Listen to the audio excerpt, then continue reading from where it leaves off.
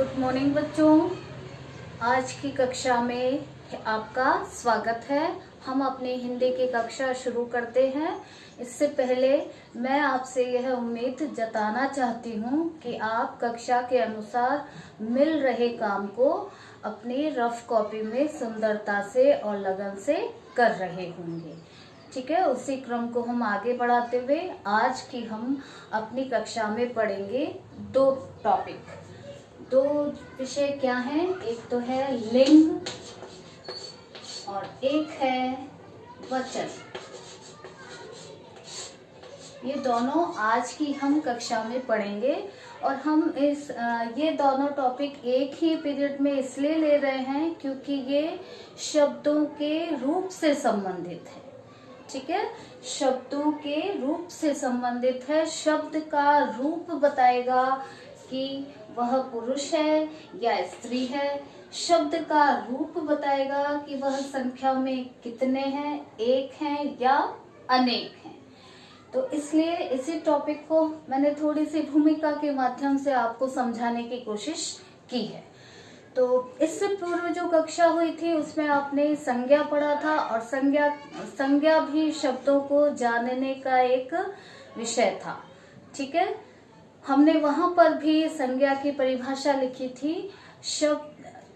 जो शब्द किसी व्यक्ति, वस्तु, स्थान के नाम का बोध कराता है उसे हम संज्ञा कहते हैं। तो जो शब्द, यानी हम यहाँ पर शब्दों को जान रहे हैं, तो यहाँ पर भी हम शब्दों के बारे में ही जानेंगे और शब्दों का रूप हमें बताएगा कि वह लिंग में किस प्रकार, लिंगों के अनुसार वह किस प्रकार लिखा जाएगा, वचन के अनुसार वह किस प्रकार लिखा जाएगा। तो पहले हम शुरू करते हैं लिंग। वचन के बारे में हम बाद में जानेंगे, पहले हम लिंग लेते हैं। अब इसमें देखिए बेटा, मैं कुछ शब्द लिख रही हूँ जैसे लड़का, बेटा, गायक, नर्तक। ये सारे जो शब्द हैं वो पुरुष जाति से संबंधित है, पुरुष जाति से संबंधित है। और पुरुष जाति के साथ साथ हम देखते हैं कि संसार में दो तरह की जातियां पाई जाती है, एक तो पुरुष जाति और एक स्त्री जाति। या तो वो ही होगा या वह शी होगा। यानी हिंदी के अनुसार तो हम दो ही जातियों को मानकर चलते हैं, या तो वह पुरुष है या वह स्त्री है। तो लड़का पुरुष है, इसका स्त्री होगा लड़की। ये रूप है, शब्द के ये रूप हैं। बेटा, बेटी, गायक, गायिका। ठीक है, गायक, गायिका, नर्तक, नर्तिका। यहाँ पर हमने कुछ शब्द लिखे। ये शब्द यानी पुरुषवाचक जो शब्द हैं वह स्त्रीवाचक शब्दों से थोड़ा भिन्न है, यानी इन दोनों में भिन्नता दिखाई देगी। पुरुषवाचक शब्द अलग प्रकार से लिखे जाएंगे, स्त्रीवाचक शब्द अलग प्रकार से लिखे जाएंगे। यहाँ पर देखो, जैसे लड़का, लड़की, बेटा, बेटी, गायक, गायिका, इसमें दो अंतर हैं, नर्तक, नर्तिका। ठीक है, तो जो ये शब्दों का रूप है वह हमें बताएगा कि शब्द पुरुष है या स्त्री है, पुरुष है या स्त्री है। तो हमारी यही परिभाषा हो जाएगी। आप समझ गए होंगे कि हमें किस प्रकार से आपको समझाना चाहती हूँ। तो देखो, आपका पहला प्रश्न रहेगा, लिंग किसे कहते हैं। जहाँ परिभाषा पूछी जाती है वहां पर समझना चाहिए कि आपको उदाहरण अवश्य लिखने चाहिए। अनिवार्य रूप से आपको उदाहरण वहां पर देने चाहिए, लिखने चाहिए। तो यहाँ पर अलग से लिखने की जरूरत नहीं है कि उदाहरण सहित लिखिए। जहाँ कहीं भी परिभाषा पूछी जाती है तो उसे समझाने के लिए उदाहरण अनिवार्य रूप से लिखे जाते हैं। तो हम भी लिखेंगे। अब जब मैंने आपको जो उदाहरण बताए थे उसमें कहा था शब्दों का रूप बताएगा, तो आपकी परिभाषा भी ऐसे ही शुरू होगी। शब्द के जिस रूप से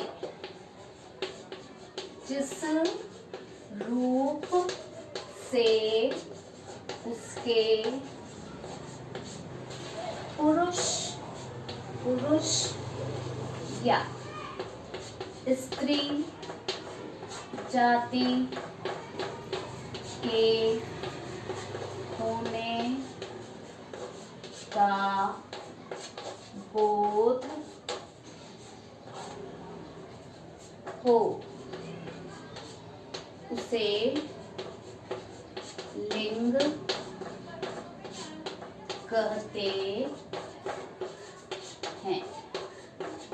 ठीक है, शब्द के जिस रूप से उसके पुरुष या स्त्री जाति के होने का बोध हो उसे लिंग कहते हैं।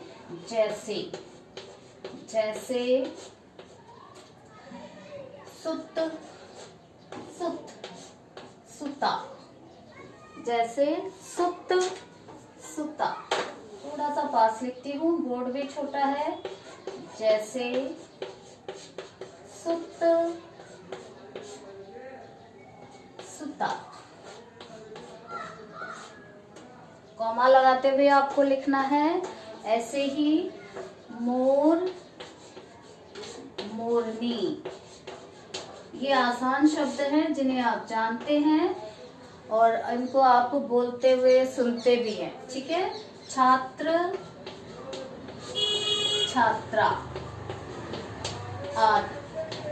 ठीक है, तो इस तरह से ये आपका पहला प्रश्न हुआ। और आपको इस वीडियो के साथ साथ, अगर आप साथ साथ नहीं लिख पाए तो इस वीडियो के अंत में आपको ये लिखना है।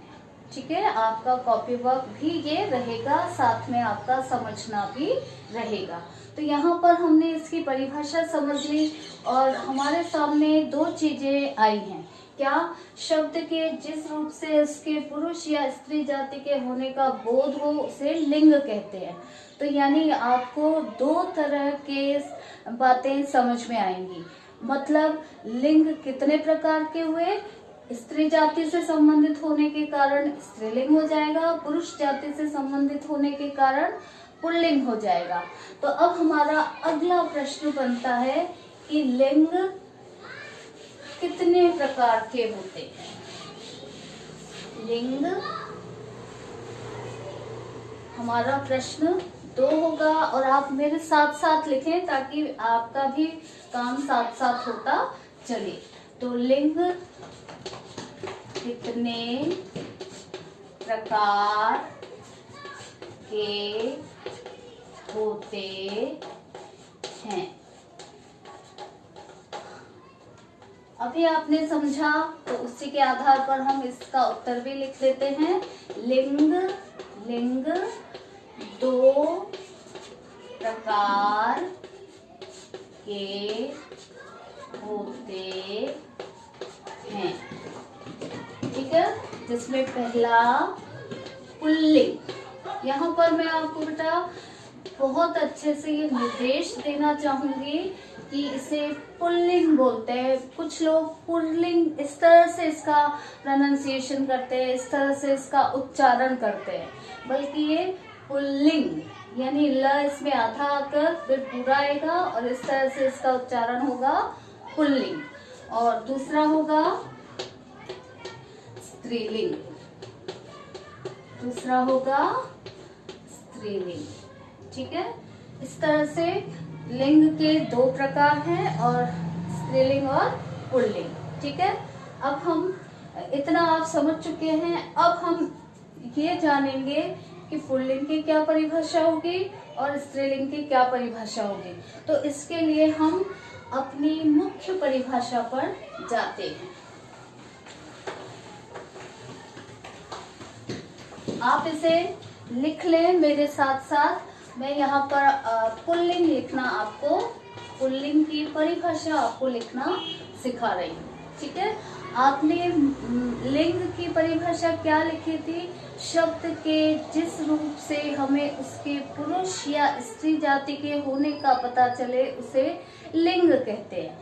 अब स्त्री और पुरुष से हमने ये जाना कि एक पुल्लिंग से संबंधित है और एक स्त्रीलिंग से संबंधित है। तो जो दोनों चीजें आई हैं उनमें से आप एक लिखते हैं।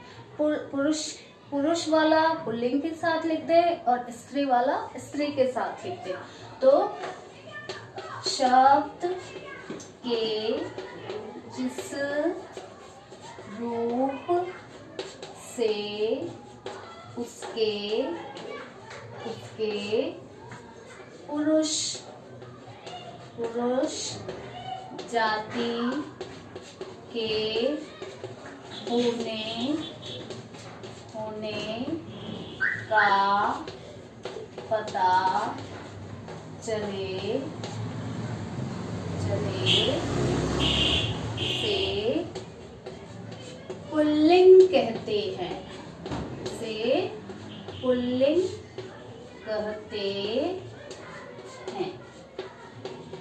जैसे अब इसमें पुल्लिंग वाले शब्द ही लिखने हैं। जैसे दरवाजा, ठीक है, पौधा, तारा आदि। ये सारे ऐसे शब्द हैं जो पुल्लिंग के साथ प्रयोग किए जाते हैं। तो यहाँ पर आपको ये भी स्पष्ट हो जाना चाहिए कि हम भाषा में ये लिंग क्यों पढ़ते हैं, ताकि हमें भाषा में उनके साथ वाक्य बनाते समय क्रिया शब्दों का उचित रूप प्रयोग करना आए। जैसे हमने पहले उदाहरण में लिखा था कि लड़का और लड़की, ठीक है, तो लड़का हम लिखेंगे जाता है, इस प्रकार की क्रिया, और लड़की जाती है, इस प्रकार की क्रिया। अब यहाँ पर हम क्रियाओं में ही देख सकते हैं, एक तो लड़की अपने आप में ये बताएगी, लड़की है तो हम जाती है लिखेंगे, लड़का है तो हम जाता है लिखेंगे। इस प्रकार के क्रिया शब्दों का प्रयोग किया जाता है। तो हम भाषा के शुद्ध रूप का ज्ञान करने के लिए या भाषा के शुद्ध रूप को लिखने के लिए इन सब शब्दों की जानकारी ले रहे हैं।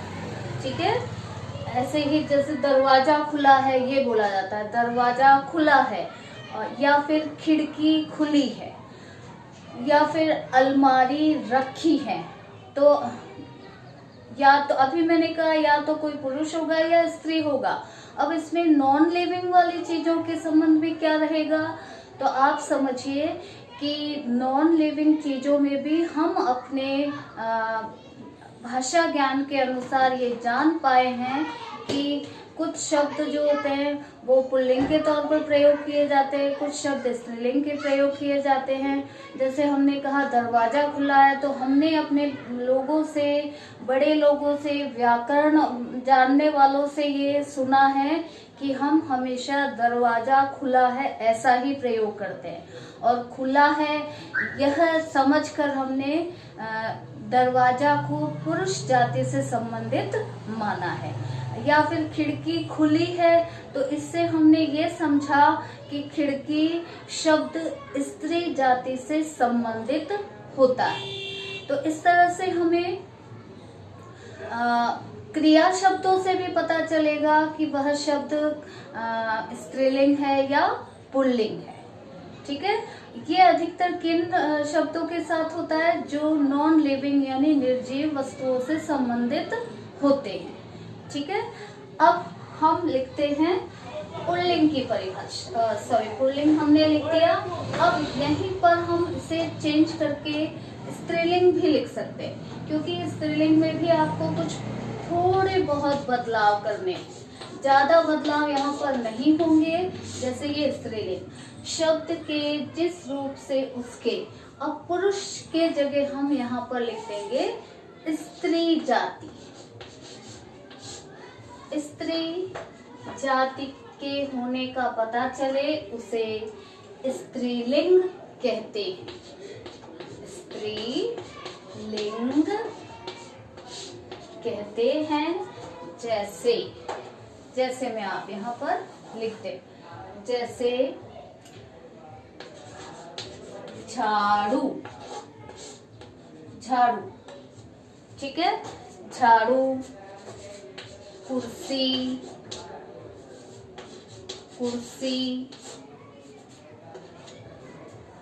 नदी, चिड़िया आदि। ये आपका हुआ स्त्रीलिंग। अब आपको अच्छे से समझ में आ गया होगा ना कि किस तरह से हमको परिभाषा को मुख्य परिभाषा से जोड़कर लिखना है। और मुख्य परिभाषा में भी आप शब्दों के रूप से शुरू करेंगे। शब्द के जिस रूप से उसके स्त्री या पुरुष जाति के होने का बोध हो तो उसे लिंग कहते हैं। अब यहाँ पर देखो, लिंग का मतलब होता है चिन्ह।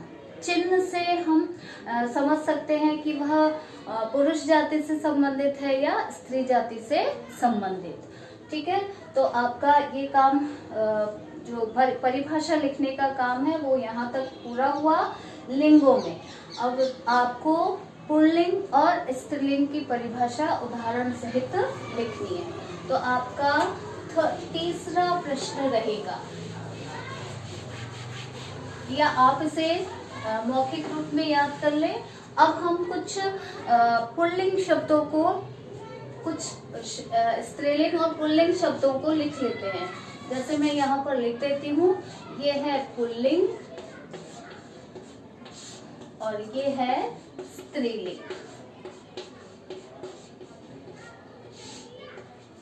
तो यहाँ पर प्रश्न आपका तीसरा हो जाएगा। प्रश्न 3 है, लिंग बदलकर लिखिए। लिंग शब्द रूप लिखिए। यह आपका तीसरा प्रश्न है और मैं आपको इस तरह से 10 शब्द लिखवा देती हूँ। ठीक है, आप नंबर सहित इसे लिखिए फटाफट, ये आपको करना है। तो देखो, पहला है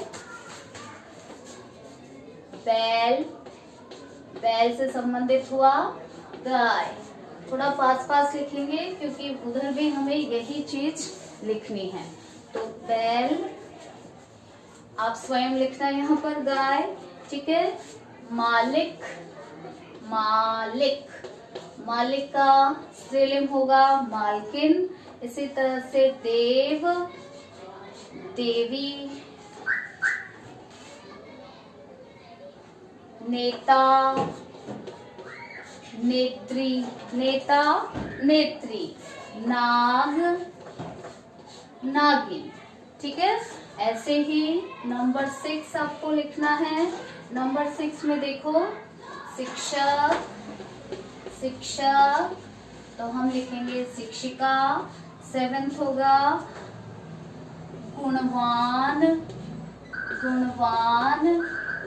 गुणवती। ये आप पिछली कक्षाओं में अधिकतर पढ़ चुके हैं और रिवीजन चल रहा है, इसलिए मैं आपको ये लिखवा रही हूँ। ऐसे ही अभिमानी,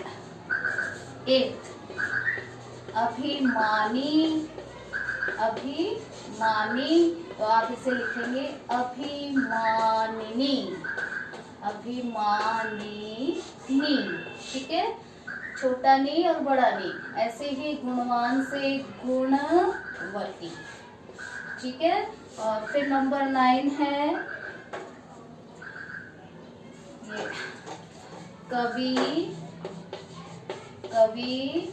कवयित्री। ठीक है, फिर नंबर 10 है पुत्र, पुत्री। ठीक है बेटा, इस तरह से आपको ये लिखना है। लिंग बदलकर इस प्रकार से आपको अपनी कॉपी में लिखना है। और अपनी किसी भी व्याकरण की पुस्तक आप पढ़ोगे तो वहां पर भी आपको लिंगों के कई रूप शब्द मिल जाएंगे। जितना अधिक पढ़ोगे उतना अधिक अभ्यास होगा और आपका शब्द भंडार उतना ही अच्छा होगा। मैं इसे मिटा देती हूँ। हम अपना अगला टॉपिक शुरू करते हैं। आप इसे ध्यान से पढ़ते हुए, बोलते हुए लिख लेना, ठीक है।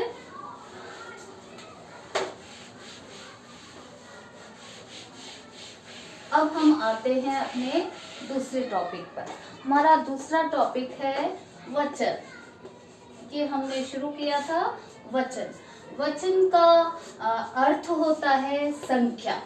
वचन का अर्थ होता है संख्या। इंग्लिश में भी आप इसे नंबर लिखते हैं और नंबर रूप में आप ये समझते हैं कि ये हमें उसकी संख्या बताता है, गिनती बताता है। तो यानी यहाँ पर भी ये दोनों टॉपिक हमने इसलिए साथ लिए हैं क्योंकि यहाँ पर भी शब्द का रूप हमें बताएगा कि वह शब्द संख्या में एक है या अनेक है, ठीक है। शब्दों का रूप हमें बताएगा। जैसे मैं यहाँ पर लिख रही हूँ लड़का, ठीक है, और इसका अनेक वाला रूप होगा लड़के, ठीक है। फिर एक हमने लिखा था लड़की और इसका अनेक वाला रूप होगा लड़कियां।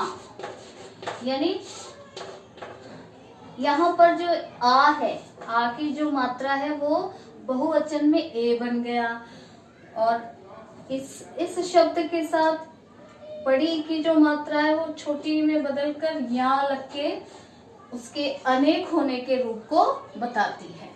इसके अनेक होने के रूप को बताती है। तो यहाँ पर भी आपकी यही परिभाषा रहेगी कि शब्द के जिस रूप से उसके एक होने का पता चले या अनेक होने का पता चले उसे हम वचन कहते हैं। तो इस परिभाषा में भी आपने दो चीजें समझी, एक और अनेक। एक होने का अनेक, एक होने से हम लेंगे वह एक वचन है और अनेक होने से हम लेंगे कि वह बहुवचन है। तो अब आप समझ गए होंगे कि वचन के कितने प्रकार होते हैं। वचन दो प्रकार के होते हैं। एक वचन, एक का बोध, शब्द का जो रूप एक का बोध कराता है वह एक वचन, और शब्द का जो रूप अनेक होने का बोध कराता है तो वह बहुवचन कहलाता है। तो ये भी लिंग की तरह ही बिल्कुल वैसा का वैसा लिखा जाएगा। केवल जहाँ वचन है तो वचन के अनुसार एक और अनेक शब्द शामिल कर लिए जाएंगे। लिंग में पुरुष या स्त्री जाति वाले शब्द शामिल कर लिए जाएंगे। बाकी परिभाषा समान रहेगी। तो अब हम यहाँ पर वचन की परिभाषा लिखने की कोशिश करते हैं उदाहरण के अनुसार। तो आपका अगला प्रश्न रहेगा प्रश्न 4, वचन किसे कहते हैं, ठीक है। तो यहाँ पर हम उत्तर लिखते हैं, शब्द के जिस रूप से उसके संख्या में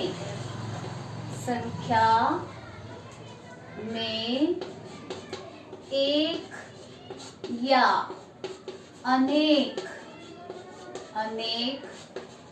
होने का पता चले उसे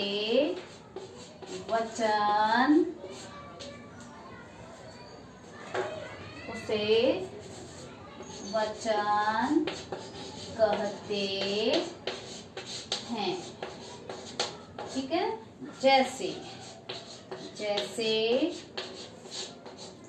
तारा,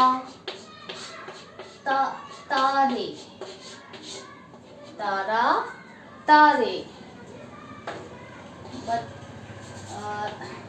माता,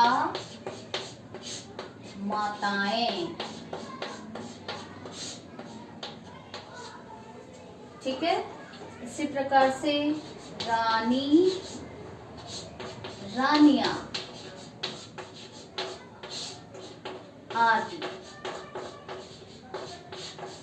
ये आप पिछली कक्षाओं में पढ़ चुके हैं, इसलिए ये आपके लिए मुश्किल नहीं है। अब आपने देखो समझा कि शब्द के जिस रूप से उसके संख्या में एक या अनेक होने का पता चले उसे वचन कहते हैं। तो अभी मैंने आपको समझाया था कि वचन भी फिर कितने प्रकार के हुए, 2 प्रकार के। एक का बोध कराए एक वचन, अनेक का बोध कराए बहुवचन, ठीक है। तो ये आपका हुआ 4th क्वेश्चन, चौथा प्रश्न। चौथे प्रश्न को भी आपको इसी प्रकार से लिखना है। समझ में आई आपको? ठीक है। अब मैं आपको, अभी हमारा जैसे रिवीजन चल रहा है तो हम परिभाषाओं को लिखने का तरीका समझ रहे हैं। आपको परिभाषा लिखने के तरीके के बारे में जानना है, जिससे कि आपको आगे जब हमारी रूटीन वाली पढ़ाई शुरू हो तो आपको कोई दिक्कत ना आए। तब हम अधिक से अधिक शब्दों को लेंगे, तब आपकी ये परिभाषाएं जो है वो स्पष्ट रहेंगी, आपको लिखना आ जाएगा। तब आप आराम से उस अनेक शब्दों को लेंगे, जिससे कि आप उसके लिंग के संबंध में जानकारी रख सकते हैं, वचन के से संबंधित जानकारी रख सकते हैं। तो यहाँ पर अगला प्रश्न इसी से संबंधित है।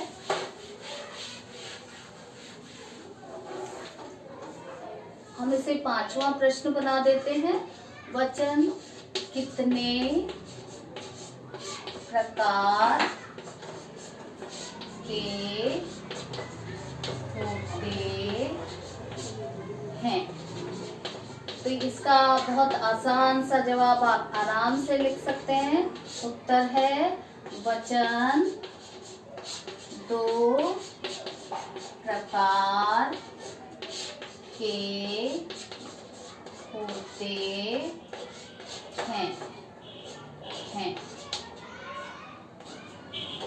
पहला एक वचन, दूसरा बहुवचन। ठीक है। तो बेटा आज के लिए इतना ही। आपको यहाँ तक, यानी आज मैंने आपको 5 प्रश्न करवा दिए हैं, और इसे आप ज्यादा न माने, क्योंकि ये चीजें आपको आती हैं और आप लिखने का प्रयास करेंगे तो आपकी जो लिखने की आदत है वो बनी रहेगी। क्योंकि आप रूटीन वाली क्लास तो पढ़ नहीं रहे हैं, तो आपका लिखना और पढ़ना वैसे भी कम हो रहा है। तो अब आप इस आधे घंटे में या उससे अधिक 5 प्रश्न कर लेते हैं तो आपकी लिखने की जो आदत है वो बनी रहेगी।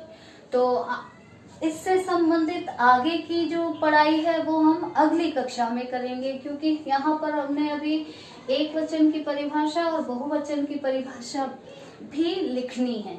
तो हम, चूंकि आज हमारा समय पूरा हो गया है, तो इसलिए हम इस टॉपिक को यहीं पर रोक दे रहे हैं, और इससे आगे का जो है वो हम अगली कक्षा में पढ़ेंगे। तो आप इतना जो भाग है पढ़ाई का, उसे आप प्रॉपर तरीके से, अच्छे तरीके से पढ़ लें और लिख लें। फिर हम अगली कक्षा में फिर मिलते हैं। तब तक गुड बाय।